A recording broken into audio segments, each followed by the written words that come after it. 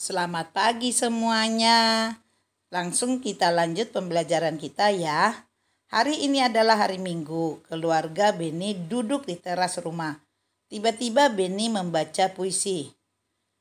Kak, Beni mau bertanya. Ya, silakan jawab kakaknya. Ini cerita ya. Apa perbedaan puisi dengan bukan puisi? Kakaknya menjawab, puisi ditulis dalam bentuk bait. Bait terdiri atas baris-baris, bukan puisi bila bentuknya paragraf. Banyak barisnya tidak ditentukan. Pilihan kata dalam puisi kias, padat, dan indah. Itulah jawaban kakaknya kepada Beni. Beni pun memahaminya. Coba bedakan puisi bukan puisi. Semut si hewan kecil itu puisi. Sedangkan yang tadi sebelahnya bukan puisi. Nah, ayo diskusikan kata-kata berikut bersama temanmu. Tuliskan maknanya. Kata cangkul siramilah tumbuh bermekaran berkicau. Cangkul maknanya alat untuk menggali dan mengaduk tanah. Siramilah maknanya mencurahkan air. Tumbuh maknanya bertambah besar. Bermekaran maknanya mulai berkembang dan menjadi terbuka. Berkicau maknanya bunyi burung. Nah, ujilah pemahamanmu dengan mengerjakan latihan berikut. Bertambah besar. Lihat huruf acak kita susun menjadi kata tumbuh. Bertambah besar tumbuh. Bunyi burung. Berkicau. Mulai berkembang dan menjadi terbuka. Bermekaran. Nah, mencurahkan air. Siramilah. Alat untuk menggali dan mengaduk tanah. Cangkul. Ayo amatilah gambar berikut. Ayah mengajak ibu, kakak, dan Beni gotong royong. Gulma banyak tumbuh di taman bunga. Nah, kita lihat atau kita amati ya gambar berikutnya. Apa itu gulma? Gulma adalah tumbuhan pengganggu. Jadi gulma itu kalau ada di tumbuhan itu sulit berkembang. Apa yang sedang dilakukan Beni dan keluarganya? Pernahkah kamu melakukannya? Nah, melakukan seperti ini. Yang sedang dilakukan Beni dan keluarganya adalah bergotong royong membersihkan taman bunga. Itulah yang dilakukan mereka. Gotong royong membuat kerukunan semakin terjaga. Ayo berlatih, buatlah pertanyaan sesuai gambar di atas. Mintalah temanmu menjawabnya. Nah, sesuai gambar di atas ya pertanyaannya. Mengapa gulma harus dibersihkan dari taman bunga? Jawab temannya, gulma harus dibersihkan karena dapat mengganggu pertumbuhan bunga. Nah, sulit berkembang tumbuhan ya kalau ada gulma. Beni memupuk tanaman. Beni bersama kakaknya bekerja sambil bernyanyi. Beni dan kakaknya menyanyikan lagu. Judulnya Lihat Kebunku. Ada di buku LKS ya. Ayo bernyanyi, tahukah kamu lagu Lihat Kebunku? Nyanyikanlah lagu Lihat Kebunku bersama temanmu. Perhatikan tekanan kuat dan lemahnya. Nah, sambil bernyanyi, kita perhatikan kuat dan lemah atau panjang pendeknya sebuah lagu. Bunyi sebuah lagu. Lihat Kebunku judulnya ciptaan Ibu Sud. Kita mulai ya, nyanyi sama-sama. Lihat kebunku penuh dengan bunga. Ada yang putih dan ada yang merah. Setiap hari ku siram semua. mawar melati, semuanya indah. Nyanyikan lagi ya, sampai 2 kali. Lihat kebunku penuh dengan bunga, ada yang putih dan ada yang merah. Ya, lanjutkan. Ayo menulis, tentukan kuat lemah tekanan lagu, lihat kebunku. Tentukan juga panjang pendek bunyi lagunya. Nah, kita kan sudah nyanyikan tadi.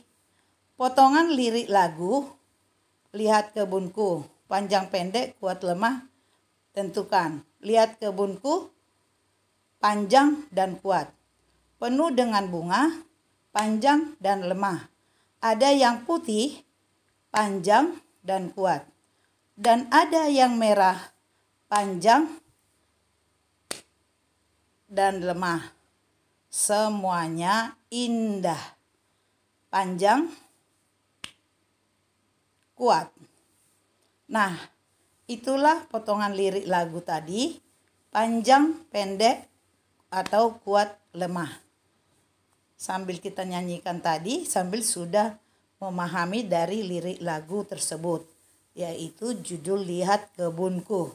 Sekarang kita perhatikan, Benny bersama keluarga beristirahat.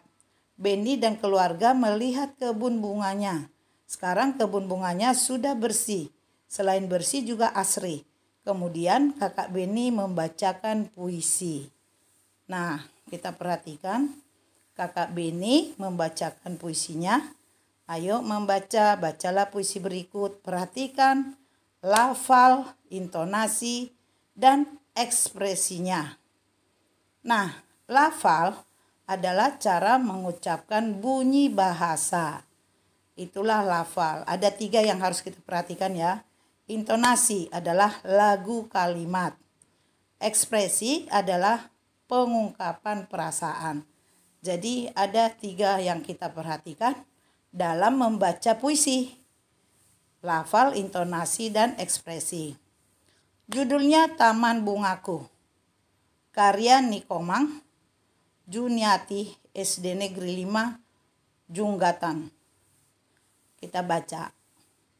Taman bungaku. Bila ku pandang, hati pun senang. Tamanku cantik, sangatlah menarik. Taman bungaku berserilah selalu. Jangan pernah kau layu, karena aku kan bersedih seduh. Oh angin dari segala rindu, mampirlah ke tamanku. Sabarlah harum bungaku ke segala penjuru. Nah, itulah bacaan puisi Taman Bungaku yang judulnya Taman Bungaku, karya Nikomang si Juniati. Nah, kakak Benny sudah membacakan sebuah puisi. Ayo menulis, jawab pertanyaan berikut. 1. Apa isi Taman Bungaku dalam puisi? Jawabnya, isi Taman Bungaku dalam puisi adalah bunga-bunga yang cantik, menarik, dan harum. Pertanyaan kedua, sebutkan kata yang baik pada puisi tersebut. Jawabnya adalah kata yang baik pada puisi tersebut adalah senang, cantik, menarik, berseri, dan rindu. Pertanyaan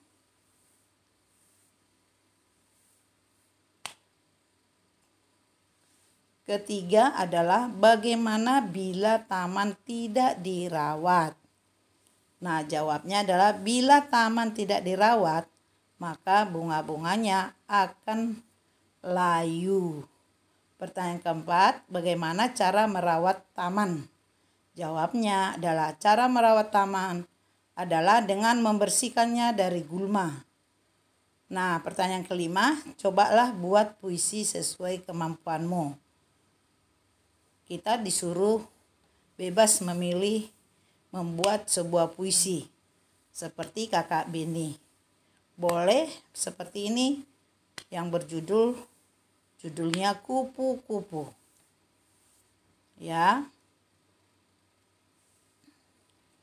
Kita perhatikan dan baca puisi Kupu-kupu.